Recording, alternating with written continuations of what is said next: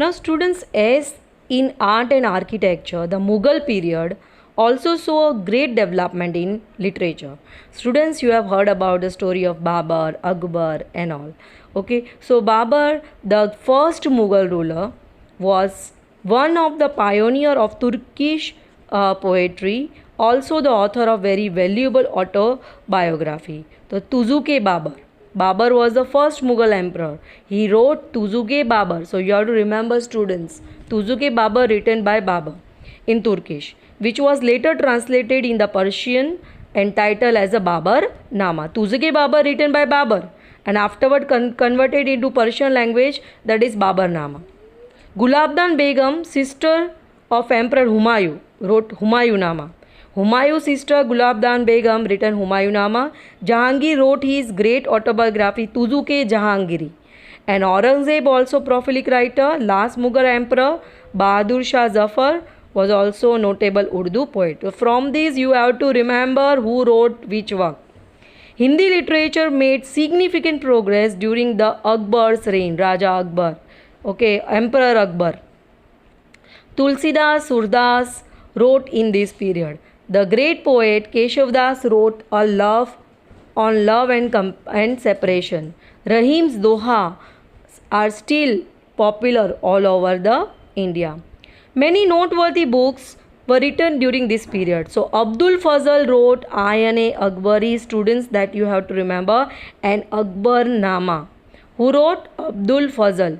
Abdul Fazal wrote Ayan-e Akbari and Akbar Nama. Abdul Fazal wrote Ayan-e Akbari and Akbar Nama. Ayan-e Akbari gives details of Indian customs, manners, religion, philosophy, economic condition, almost every aspects of the life. Okay, that describe in Ayan-e Akbari. As a historical work, it perhaps paralleled Abdul Fazal brother Faizi was a great Persian poet. He translated many Sanskrit works in the Persian. Akbar had established independent department for translation of the Sanskrit work like Mahabharat and Ramayana, Atharveda, Bhagavad Gita and Panchatantra. So, Emperor Akbar wrote Mahabharat, Ramayana, Atharveda, Bhagavad Gita, Panchatantra, in which language? Persian language. That written in the Sanskrit language, he converted into the Persian language. One of the most significant development during the medieval period was the birth of Urdu language. The new language soon developed into one of the richest modern Indian languages. It produced a great poets, Urdu language, like Wali, Mir Dard, Mir Taqi-Mir, Nazir Akbarabadi, Abdullah Khan, Ghalib, Iqbal and others. Urdu prose also developed in the early 18th century when translation of the most of the historical works from Sanskrit into the Urdu began. At the time of this, the translation of the historical work, all the historical work from the Sanskrit to Urdu started. At the same time, original prose work in Urdu was written. So Muhammad Hussain Azad written Darbare Akbari, that you have to remember, one of the most important best work of the Urdu languages. Now students, I am going to explain you the most important ancient universities. Okay, in that Nalanda University. Ancient Nalanda University was situated at Badgaon village of Patna district in Bihar. So that you have to remember. Badgaon district of Patna districts in the Bihar. Badgaon village. The Nalanda gave more importance in Buddhist and Jain tradition. Here in the picture you can see this picture of the Nalanda University. This ancient university also became pilgrimage of the Jain Yatradham of Jain, as Mahavir Swami had performed 14th Chaturmas year. So Mahavir Swami performed 14th Chaturmas in this Nalanda University. So it has described the more importance of Buddhist and Jain traditions. In the Mahavir Swami performed 14th Chaturmas year. In the 15th century, Kumar Gupta had built Montessori here. Since the fame of Nalanda had increased. So Kumar Gupta built Montessori. Afterward, Nalanda University had become famous. There were thousands of priceless treasures of manuscripts. This was a pious place of the Indian culture. Students from various parts of the world used to come here for the education. Students from the various part of the world came here for the education. The great traveler, Chinese traveler, Yuan had also come over here. Today only the ruins of this university, totally damaged. But amidst the ruins, one can visualize the glorious culture of India. Totally now this university totally now damaged, destroyed, but still it describes the glory of Indian culture. A students who pass out from the Nalanda University was considered as the ideal students of India in the ancient period of time. Those who had taken admission, those who pass out from this university considered as ideal students of India. During the 5th to 11th century, education was best at the Nalanda University. 5th to 11th century, education from the Nalanda was best. In India at the time, had the best libraries of the world were available. Many students of India and abroad used to come for study and research in the library of Takshila as well as Nalanda University. Many students from the different countries came to India for research and all. Yuan took 657 books from here to China. Now, Huanzhang visited 7th century. There were 7 huge halls in the university. In the Nalanda University, 7 huge halls, 300 rooms that gives the lectures, matlab periods, delivering lecture means classrooms. Special Montessori's were built for the dwelling of the students, matlab hostels for the students. Many villages were donated for the university sustenance. Food, clothing facilities were provided free of cost to the students from the earning obtained from those villages. Free clothes and food that given to the students free of cost. Its book repository library area was considered as the Dharamganj. Library considered as Dharamganj. During the 5th and 11th century, Nalanda was a reputed as well as esteemed center of the education. Its books repository area called as the library, known as Dharamganj. So during the 5th and the 11th century, Nalanda was considered as a reputed universities and esteemed center of the education. Now student, Takshashila University. Now where the Takshashila University situated? Ancient University of Takshashila was located at Rawalpindi of present Pakistan. Now Takshashila situated in Pakistan. Earlier India was not divided into 2 parts. So Takshashila now is in what? Pakistan. It was the capital city of the ancient Gandhar region. This university imparted education in 64 subjects. Means this university gives education in 64 subjects. That you would remember, student. Most of the students stay in the ashram to practice with the Guru. They have to live with the Guru. Jivak is the disciple of Lord Buddha. Learned the lesson of Ayurveda here. Jivak matlab Sishya of Buddha that learned the lessons of Ayurveda here.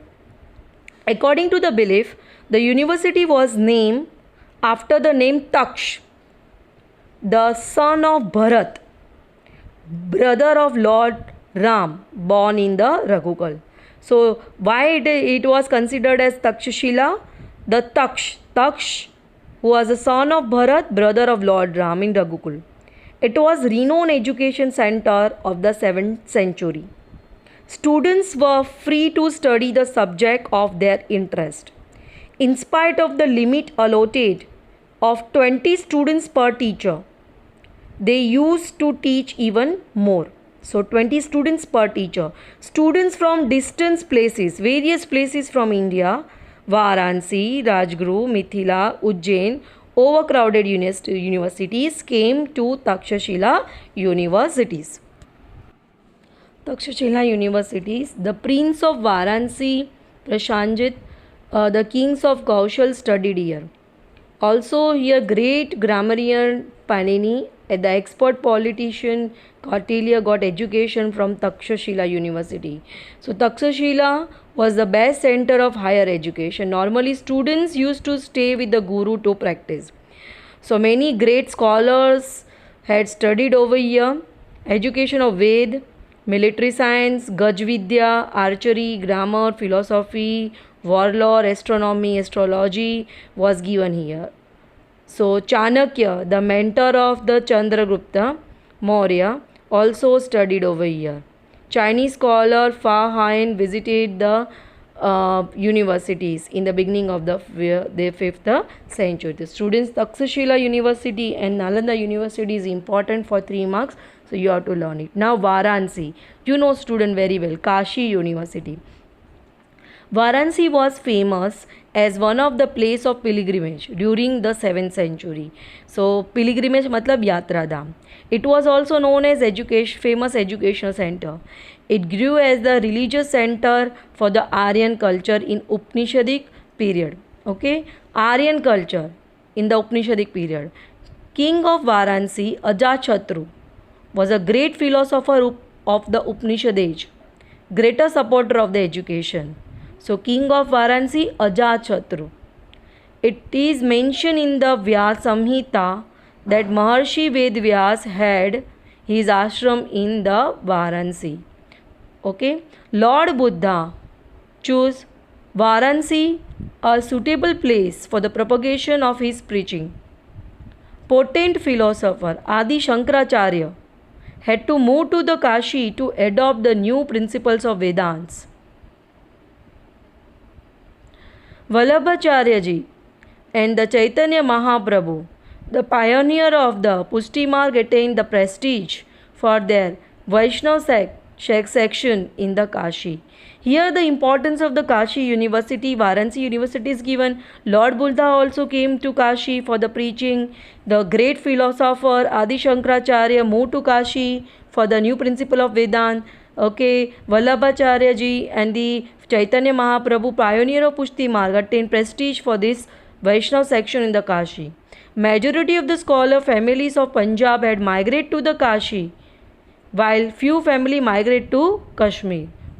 Many other princes came for the education in Varanasi from the different regions. Montessori at Sarnath became a famous education center under the patronage of Emperor Ashoka. Now Vallabhi. This university situated in Gujarat was very famous center during the time of the 7th century. There was a significant contribution of contemporary ruler of Vansh dynasty, its people, to make Vallabhi as a renowned and youth center of education. So this university situated in Gujarat during the 7th century. Vidyadham. Vallabhi was a center of in iron cut of Buddhist religion. It is in the middle of 7th century. Buddhist scholar like Sthirmati and Gunmati were the leading principals of the Vallabhi.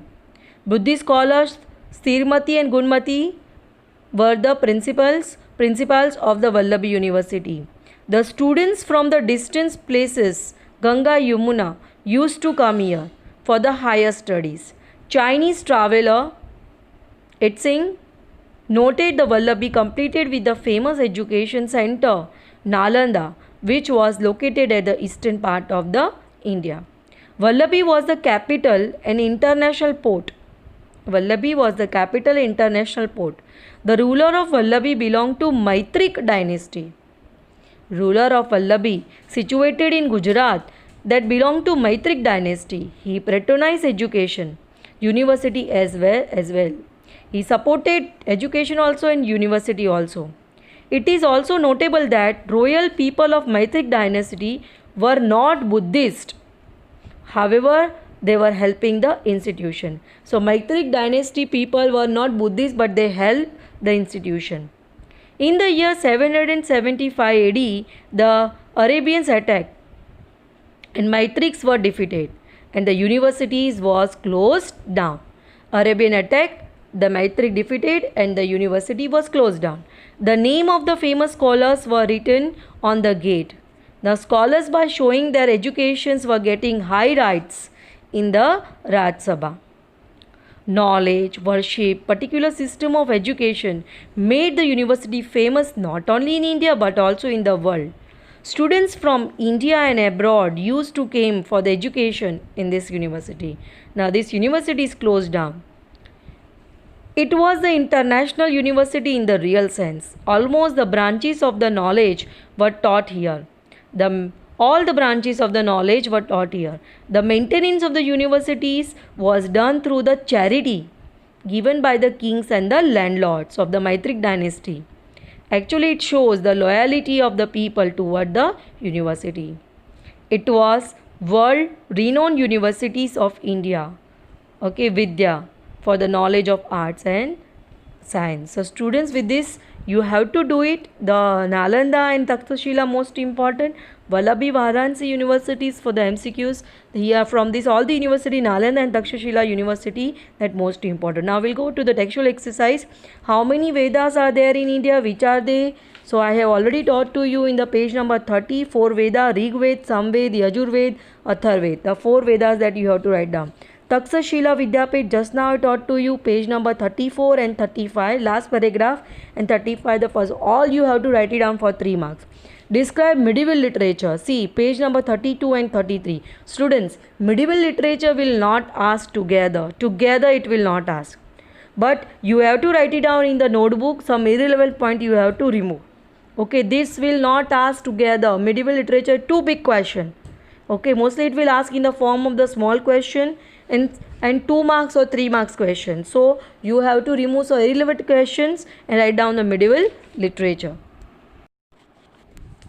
Give information about Vallabhi Vidyapit. So students, page number 35, the last one, Vallabhi University, that you have to write it down. Nalanda Vidyapit, that page number 34, that you have to write it down. All the universities are very important.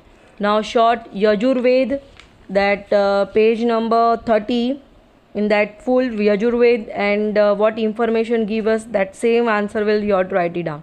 Which philosophical principles have explained in Srimad Bhagavad Gita? So the Srimad Bhagavad Gita explain the principles of Jnana, Karma and Bhakti. It convey the message of moksha, okay, for salvation through Jnana, Karma and Bhakti. Now MCQ are that I have tick mark to you. First, dash is the most important ancient book of the Indian literature, Rig Ved. In which language Buddhist literature written? Answer is A, Pali. Which is the oldest language of Dravidian? Answer is Tamil. The first literary composition of poet Chandar Bai in the Hindi literature? Answer is A, Prithviraj Raso. What is the literary composition of Maharishi Panini? Ashtadhyayi. A. So students, with this 4th chapter completed, the students, you have to learn whatever I have told you in between the questions which are important for section C, that is not written in the textual exercise. Already you have to write down textual question answers only, but some of the questions in between I have discussed, like importance of the Ramayana, Mahabharata epic and Gujarati prose and poetry, Tamil literature, Buddhist literature. Okay, that you have to do it, student. That is very important. It will ask in the section C for 3 marks. All the best.